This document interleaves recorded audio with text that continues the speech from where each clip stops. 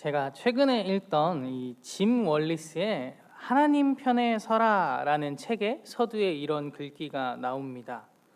아브라함 링컨은 하나님이 우리의 편인지 아닌지 나는 관심 없다. 나의 가장 큰 관심은 내가 하나님 편에 서는 것이다 라는 유명한 말을 남겼다. 미국 역사상 가장 야만적이며 가장 심한 분열을 초래한 전쟁이었던 남북 전쟁 직후 이긴 편은 분명히 승리를 과시하고 싶은 유혹을 느꼈을 것이다. 그러나 링컨은 끔찍한 갈등에 대해 부끄러워했고 모든 진영의 죄에 대해 죄책감을 느꼈다. 저자는 이 링컨이 말한 바와 같이 우리가 하나님 편에 서기 위해서는 겸손과 은총이 하나님이 우리의 편이 되는 것보다 더 많이 필요하다라고 말하고 있습니다. 우리 자신의 이익이나 우리 집단의 이익보다 하나님의 목적을 우선시해야 한다.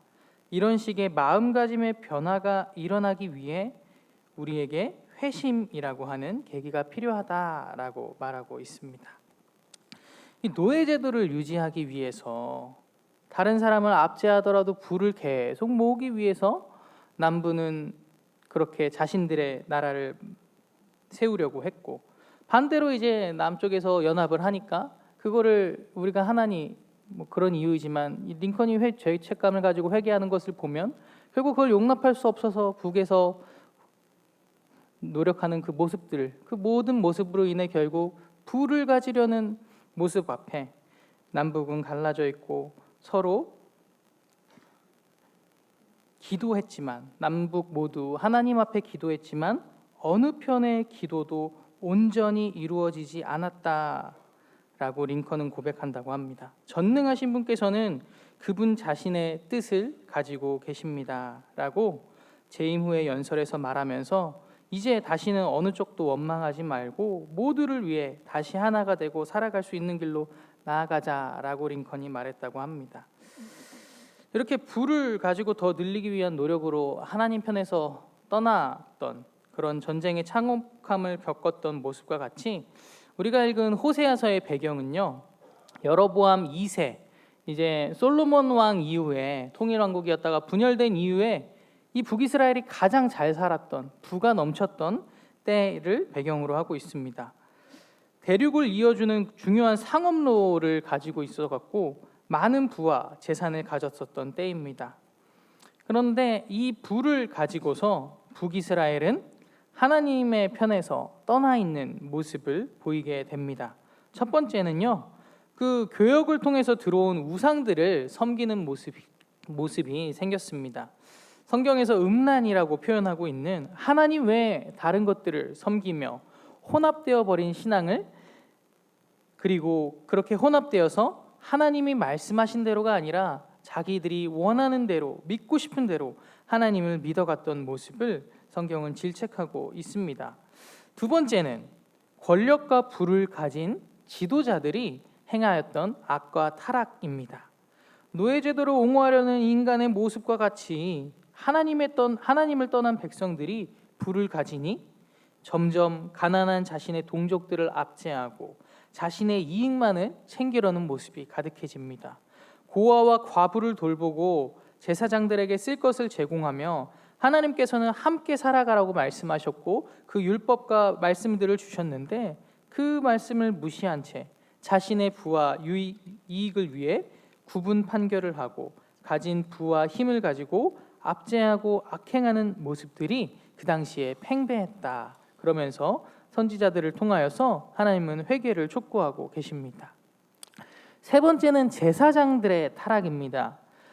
백성들의 타락과 지도자들의 압제, 그로 말미암아 이 종교 지도자들은 그런 어려움 속에서도 바르게 하나님의 말을 전하고 하나님의 뜻을 전하고 예배를 드리고 주의 말씀으로 돌아오라라고 안내를 해야 했는데요, 그렇지 못하고 물질 앞에서 권력 앞에서 좋은 말만 하고 점점점 변화된 모습으로 나아가서 하나님의 뜻을 바로 세우지 못하고 결국 세상이 원하는 대로 좋은 대로 해달라는 대로 따라가며 하나님과 멀어졌던 모습을 볼 수 있게 됩니다. 이러한 모습을 보고 호세아 4장에서는 이렇게 말씀하고 있습니다. 내 백성이 나를 아는 지식을 버리고 율법을 잊어버렸으니 나도 그들을 잊어버리겠다. 그렇게 경고의 말씀이 선포됩니다. 하나님께서 이렇게 떠나가는 그 백성들을 보고, 이스라엘 백성들을 보고 얼마나 안타까워하고 마음 아파하셨을까요? 그 마음을 우리는 호세아를 부르시는 소명의 장면에서 더욱 절실히 느낄 수 있습니다.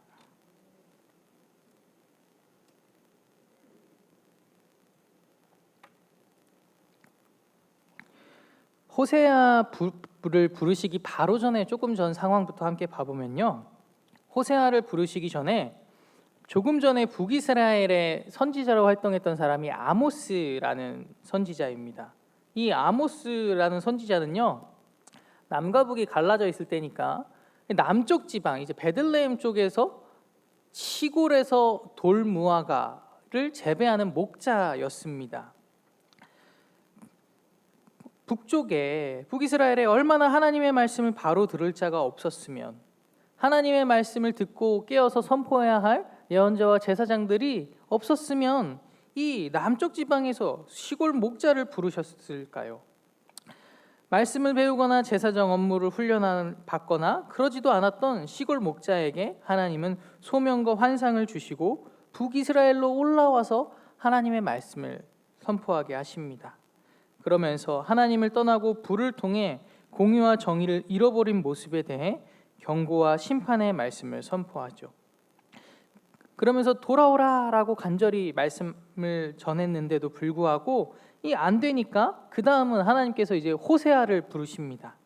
호세아를 부르셔서 그의 삶을 통하여 비유적으로 하나님이 그들을 얼마나 사랑하시는지를 보여주고 계십니다. 잘 아시다시피 호세아는 하나님께 음란한 여자를 아내로 맞이할 것을 소명으로 받습니다. 그리하여 고멜이라는 여인을 아내로 맞아들이게 됩니다. 자녀들을 낳고요, 가정을 이루고 살아가죠. 이 말씀을 수행하는 것도 참 힘들 텐데요. 호세아는 다시금 옛 습관을 쫓아 음행을 향하고 바깥으로 떠나간 그 고멜을 다시 자신의 돈을 주고 용서하고 돌아오도록 사랑으로 덮어주고 받아들여 줍니다.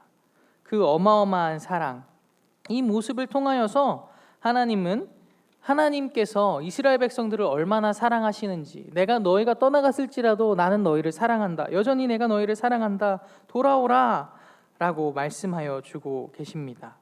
너희를 택하고 함께했던 그 은혜를 버리고 떠나갔더라도 나는 너희를 사랑하노라, 방황하지 말고 내게로 속히 돌아오라, 그러면 내가 받아주겠다라는 애끓는 사랑으로 말씀하여 주고 계십니다. 그러면서 오늘 읽은 6장에서 다시금 하나님을 떠난 그 이스라엘 백성들에게 여호와께 돌아가자라고 선포하고 있습니다. 함께 1절 2절 말씀을 읽어보겠습니다. 오라 우리가 여호와께 돌아가자. 여호와께서 우리를 찢으셨으나 도로 낫게 하실 것이요 우리를 치셨으나 싸매어 주실 것임이라. 여호와께서 이틀 후에 우리를 살리시며 셋째 날에 우리를 일으키시리니 우리가 그의 앞에서 살리라. 아멘. 우리도 살다가 보면 이스라엘 백성들과 같이 때로는 하나님을 떠나는, 하나님의 편을 잠시 떠나갔던 것 같은 순간들이 있지는 않습니까? 하나님을 믿으면서도 물질을 믿었던 모습들, 하나님을 믿으면서도 사람을 의지하고 믿었던 모습들, 그렇게 혼합되어 있는 마음, 때로는 기도와 예배드리던 것과는 다르게 우리가 입술로 지었던 수많은 우리의 죄악들, 속으로 품었던 악한 생각들, 거기서 멈춰야 할 텐데 그걸 넘어서서 알게 모르게 행동으로 드러났던 우리의 하나님을 떠나가는 모습들, 또 하나님이 주신 마음들을 알면서도 순종하지 못하고 살아왔던 우리의 모습들이 있지는 않습니까? 이 새벽 호세아 말씀을 통하여서 다시금 우리를 넓은 품으로 받아주시는 그 하나님의 사랑 앞으로 돌아갈 수 있기를 바랍니다. 3절에서는 그러므로 우리가 여호와를 알자, 그 사랑을 알고 힘써 여호와를 알자라고 말합니다. 그의 나타나심은 새벽빛같이 어김없나니 비와 같이 땅을 적시는 늦은 비와 같이 우리에게 임하시리라. 아멘. 이렇게 말씀하고 계십니다. 그러면 우리가 그 사랑 앞에, 하나님의 그 넓은 사랑 앞에 무엇을 알면서 오늘 하루를 살아가야 할까요? 첫 번째는 죄인인 우리를 선택하여 불러주시고 자녀 삼아주신, 관계를 맺어주신 하나님을 알아야겠습니다. 고멜이 그렇게 자신의 무너졌던 삶 가운데 살아갔을 때도 모든 것을 덮어주고 사랑하여 주면서 선택하여서 맞아주었던 그 호세아의 사랑처럼 하나님께서 아무것도 아닌 우리들을 사랑하여 주신 그 넓은 은혜와 선택에 우리는 감사하며 오늘도 살아가기를 바랍니다. 두 번째는 하나님과 함께 이제 감사와 기쁨으로 살아가되 우리가 그 관계를 떠나 다른 곳으로 나아갔을 땐 얼마나 큰 아픔이 찾아오는지를 알아야겠습니다. 즉 하나님과의 관계가 깨진다라는 사실을 알아야 합니다. 우리가 주님을 떠나 내 마음대로 또 세상을 따라 살아가면 하나님께서는 마음을 얼마나 아파하실지, 부정한 관계는 혼인관계가 깨지는 결과, 그리고 그로 말미암아 쓰라린 아픔들을 찾아오게 하지 않습니까? 그렇듯 우리가 그 자녀 삼아주시고 우리를 사랑해주신 하나님과의 관계를 떠나버리면, 다른 것들로 인해 우리의 마음을 뺏기면 우리에게도, 하나님의 마음도 또한 우리에게도 얼마나 쓰라린 아픔이 찾아오는지를 알아야겠습니다. 그래서 오늘 하루 살아갈 때 주님 안에서 주님과의 관계를 꼭 놓지 않고 살아갈 수 있는 우리가 되기를 바랍니다. 세 번째는 하나님의 마음을 알아야겠습니다. 6절 말씀입니다. 나는 인애를 원하고 제사를 원하지 아니하며 번제보다 하나님을 아는 것을 원하노라. 아멘. 이렇게 두 번째처럼 하나님을 떠나지 않게 열심히 노력을 하고 지켜요, 율법적으로만 살아가는 것이 아니라, 근데 그러다 보면 관계만 그냥 법만 안에서만 지키는 것이 아니라 뭘 알아야 하냐? 하나님의 마음을 알아야 한다라는 것입니다. 진정으로 우리를 향하신 하나님의 뜻과 마음이 무엇인지 분별하여 때로는 주님을 떠날지라도 다시 돌아오는 자녀를 사랑하시는 그 하나님의 마음을 알고 그렇게 품어주시는 넓은 사랑으로 우리가 그 사랑을 받았으니 우리도 세상을 사랑하고 우리의 자녀들과 가족을 사랑하고 사회와 직장을 사랑하며 살아가기를 원하시는 하나님의 마음을 품고 오늘 하루도 주님의 뜻대로 행동하며 살아가기를 바랍니다. 여호와께 돌아가면은 우리가 진정으로 알아야 할 바를 알려주실 것입니다. 또한 하나님의 뜻과 마음이 어디에 있는지 보여주시고 우리에게 오늘 하루도 마음을 부어주실 것입니다. 함께 여호와께 돌아가자 찬양을 하면서요, 주님, 오늘도 우리가 주님께 돌아가길 원합니다. 주님의 마음으로 주님의 사랑으로 살아갈 수 있는 하루가 되기를 원합니다. 고백하고 함께 기도하겠습니다.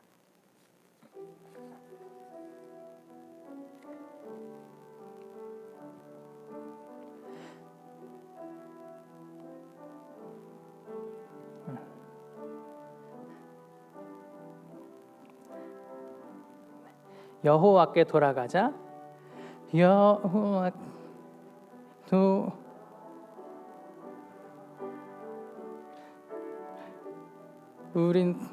제가 처음 들어가 볼게요. 죄송합니다.